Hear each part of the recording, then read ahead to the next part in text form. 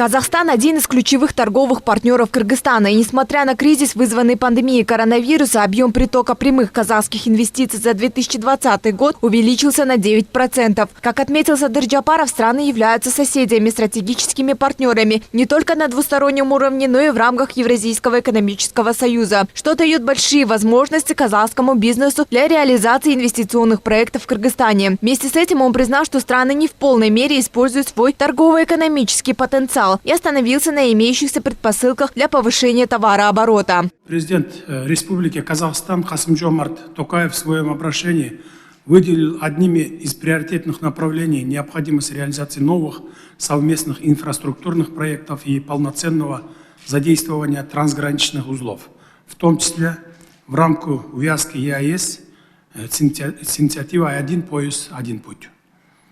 Мы полностью поддерживаем и выражаем готовность использования торгового и транзитного потенциала Кыргызской Республики и Республики Казахстан посредством создания совместных оптово-логистических комплексов с участием иностранных партнеров.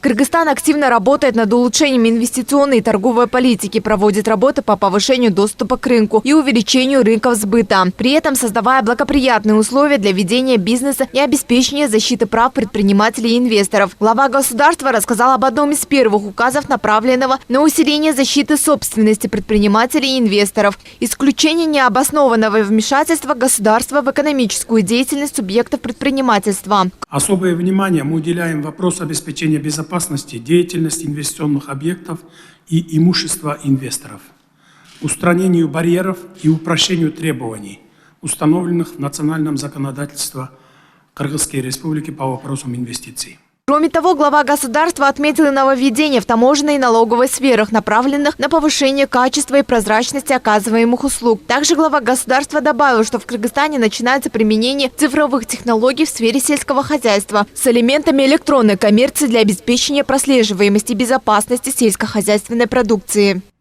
Успешно внедряется принцип единого окна в сельском хозяйстве на базе уполномоченного органа для обеспечения доступа агробизнеса к земельным, водным, пастбищным ресурсам по трансформации сельскохозяйственных земель на производственные цели. Впрочем, отечественные эксперты и экономисты подчеркивают важность встречи с казахстанским бизнес-сообществом. Самое главное, по их словам, стабильность. Сейчас, к сожалению, действительно инвестиционный климат, деловая среда не на очень таком хорошем уровне, на котором нам бы хотелось его видеть.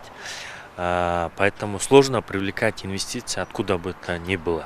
С Казахстана, с России, с Узбекистана, со всех стран. Конечно, когда мы туда ездим, мы всегда стараемся привлечь инвесторов к нам.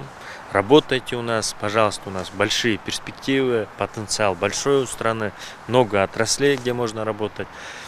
Зовем их, но когда они сюда приезжают, все равно со многими проблемными вопросами встречаются. Это в части исполнения законодательства, в части коррупции. Это визит Садыра Джапарова в Казахстан был ознакомительный визит. Это обычно, когда новый президент избирается, его приглашают там, государственным визитом или рабочим визитом. Это обыденное дело. В визите Садыра Джапарова там подписано несколько документов. Среди них, например, очень такой важный или злободневный, или который нужен Кыргызстану, это соглашение о сотрудничестве в сфере энергетики. Вы знаете, Кыргызстан стоит перед энергетическим кризисом, потому что в Токтагуле очень мало воды. Там 9,5 миллиардов кубометров только остался. Все предупреждает, если будет ниже, там будет катастрофа. В ходе госвизита президент Садыр Джапаров и президент Республики Казахстан Касым-Жомарт Токаев сегодня совместно посетили Международный финансовый центр Астана, предоставляющего финансовые услуги международного уровня. Главы государства ознакомились с деятельностью Международного арбитражного центра по регулированию финансовых услуг, Центра по предоставлению иностранным гражданам государственных и негосударственных услуг и биржи. Хотелось бы отметить, что были подписаны очень 7 важных таких договоров. Это по обороне, это по энергетике, это по логистике, это по культуре, проведение дней культуры в каждой из стран. Я думаю, что эти договора они дадут новый импульс для наших братских взаимоотношений.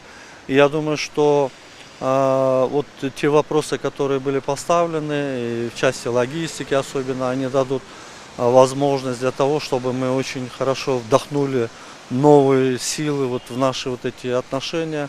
Самое главное, считают эксперты, чтобы все возможные проекты смогли реализоваться и воплотиться в жизнь. Это позволит улучшить экономические показатели страны в целом. Коллеги, вот еще расскажите. Айджан Аманова, Улугбек Сулайманов, Нью ТВ.